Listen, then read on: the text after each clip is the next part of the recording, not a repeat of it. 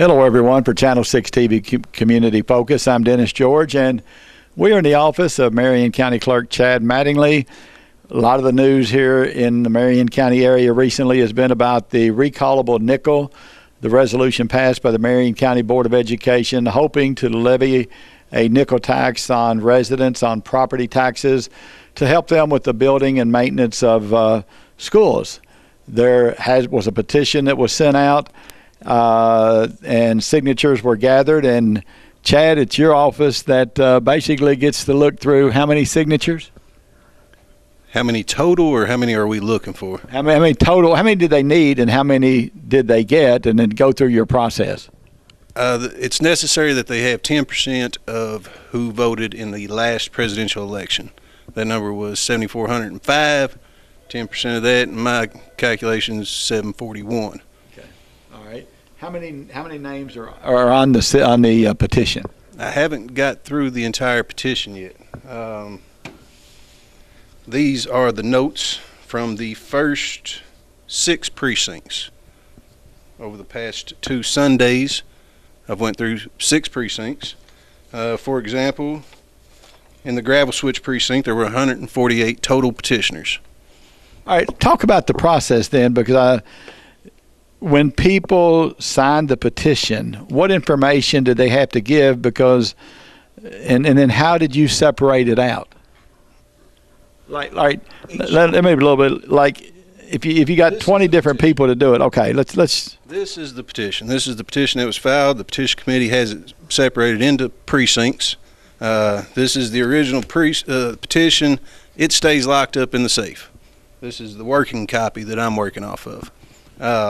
Each petitioner had to have their signature, a printed name, their address, and their date of birth or social security number. The petition committee went with birth date because... A lot simpler? Yes, sir. Okay. All right, so it's not like I signed it and you signed the same sheet.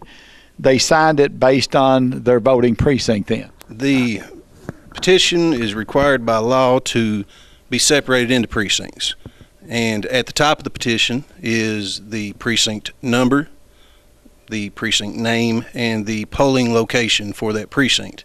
That's all that's required to be on the petition. Okay. All right, so right now you don't know the exact number of people who signed because you're doing it on a precinct by precinct basis pretty much? There are 257 pages to the petition.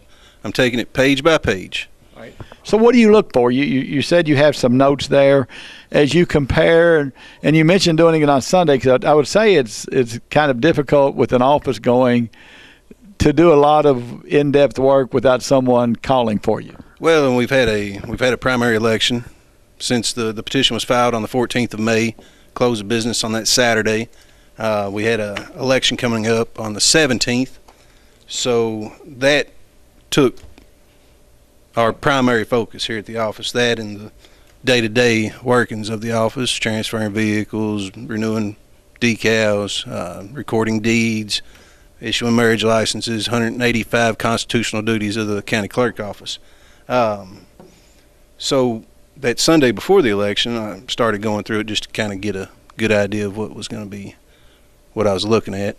Okay, so walk us through. Grab a page, tell us what you do, and then you have a bunch of notes there on your other pages. Kind of take us through the process of what you do once you look at a page. The goal is to, number one, verify the petition according to the dictates of the statute that the law provides. We want to do it by the law. Second thing is to respect the intentions of the petitioner. If I signed the petition, if I had signed the petition, and then I would want my name counted. So, for example, this is not a good example. You are Dennis Michael George, if I remember correct. You are correct. So that might be a good example. And I signed it Dennis George. Well, all right. Take for example, my father, Joseph Mattingly. This is really not a good example either.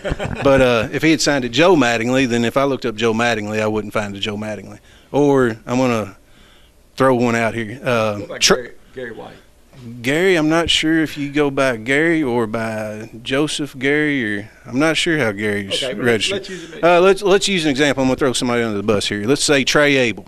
Okay. Trey Abel, if he had signed it, Trey Abel, I haven't got to Trey. I'm not sure if he signed it or not. I'm kind of throwing him under the bus here, but if he had signed it as Trey Abel, then I'm not going to find a Trey Abel in the voter rolls. I'm going to find a Francis Irvin Abel III is what I'm going to find. So there are several different ways I can go through every Abel, try to match that up with a birth date and an address, and come to some sort of common sense conclusion of whether that person that signed that is that person that's registered to vote. If it's a name issue and I can come up with some sort of common sense way of convincing myself, yes, that's that person, then I'm going to count that vote. One of the things the most common reason that a petitioner is not counted is because the law dictates that the petitioner signs on the petition designated for the precinct in which they vote. So I vote here at the courthouse, D102. If I had signed the petition for St. Charles, where I used to vote, then my signature couldn't be counted on that petition. Okay. All right. We're going to keep using Trey as an example. All right. So you put in your notes, maybe we've moved out next to me. So VFW, let's say he's voting at the VFW like we do. Okay. And you look at it. So would you put in your notes that on page 3 in the VFW precinct, Francis Irvin Abel III signed his name as Trey Abel? Would that be part of the notes that you do, or do you just count it, or how do you do that? Let's just try to let's throw somebody else under the bus here. Steve Thompson. Okay. Joseph Stephen Thompson. That's how he's registered. So I note in my notes that on page 12, line 4, the petition reads such and such name. I found it under such and such name. I counted the signature. All right. So when you get finished and you have 30 days, is that correct, from the day the petition was filed to go through these? All right. So, and you're making notes. Let's say if the Marion County Board of Education looked at one and said, wait a minute, we don't think that one should count. Talk us through the process after you finish your 30 days. The deadline for us to complete our determination at the county clerk office is June the 12th. I'm going to try to get it done before then. At that point, the Board of Education or the petition committee have several different options. Let's say that the petition is found to be sufficient. Then the Board of Education has, and really they'd be better to talk about this, but my understanding is they've got 3 options basically.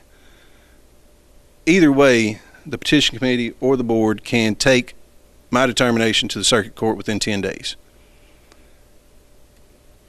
The circuit court will rule on whether the determination by the county clerk was correct or incorrect. If the circuit court finds that the petition was sufficient, the Board of Education can, at that point, rescind the motion. They can not levy the tax, or they can put it on the general election ballot in November, or they can call a special election, which will have to be called within 35 to 45 days of the date that the determination was given. All right, and last week, from what I understand, because I stay away from it as much as I can, a lot of talk on social media that I was misled or I didn't know what I signed, and I guess people are responsible to know what they're signing and the like. So there's really no recourse for that. The law does not give any recourse for, after the petition is filed, no names can be added to it, no names can be removed from it. Like I say, I've got 10 or 12 pages of notes on the first 6 precincts. I'm going to hand everything that I find to the petition committee and to the Board of Education at the end. If someone wants to make a written statement to include in those notes, it'll have no bearing on my determination at all. And it probably won't have any bearing on the final determination by anybody else. But I will include those in my notes. So if someone wants to be added to the petition, they just didn't have time to sign it, then they can bring in a written statement signed. If someone has some sort of issue with being on the petition, then if they want to submit a written statement, we've got a locked ballot box that I've converted into a statement box. I won't open it until the end. I'm not looking at it. It is not affecting my determination whatsoever, but I will submit it with my notes to the petition committee and to the Board of Education. Okay, what if, because I guess my assumption, and maybe that of others, is you're also checking signature on the petition versus signature in the book, but that's not part of it, I think, from what you've said. No. Okay. All right. So let's say that I looked in the paper last week and I saw my name and said, wait a minute, I didn't sign that petition. What would be a process then if someone signed my name for me, forged my name, or what have you? I'm not sure. Or is there any way? As far as this process goes, I mean, if someone had a forged signature and they want to prepare a written statement signed, I will put it in the sealed written statement signed box and not look at it until the end. Okay. But do you find typically in situations, although this is your first one, but I'm sure you've been in conversation with other clerks, typically a petition committee gets way more signatures than they need in case some are thrown out? There are, just doing a rough guesstimation on how many signatures are on this petition, twice as many as what they need. If you look at some of the precincts here, I mean, I can tell you this determination's finished for this precinct. It's not going to change. I've went through it. There's nothing that's going to change my mind on this at this point. The gravel switch precinct, there were 148 total petitioners. 131 of them were counted. Okay. So that's an 88.5% count rate. So if they've got twice as many as what they need, it would stand to reason that they're probably going to have enough to find the petition sufficient. Okay, so let's say we get through the process. There's plenty of signatures. Both groups agree to it. Did you say it's the Marion County Board of Education that will dictate when the election will be held? The law dictates when the election will be held. Okay. It'll be dictated by them whether they want to call a special election or whether they want to have it in the general election. Okay. So let's say that Memorial Day weekend's coming up. Good 3-day weekend. Sounds like a great time to sit down here and really knock this out. So let's just say that my determination comes out next week, which is pretty much the plan right now. All work and no play for Chad on Memorial Weekend, huh? Well, it's you play the cards you dealt, Dennis. Right. So let's say that I get it determined one way or the other next week. That means that if there was a special election, it would be called between 35 and 45 days after that time. That would be somewhere around the July 4th holiday, probably the week after that. Okay. Or if they choose not, but the board, the state dictates the schedule either here or there. The board, but are you saying the board can say they want a special election or be on the general election ballot? Yes. They would make that. They've got kind of a 10-day window to call the election. Okay. Or it would be on the general ballot. It can't be on a primary ballot because it's a question that's open to every voter, independents, those registered as others, Democrats, Republicans. Everybody votes on this issue.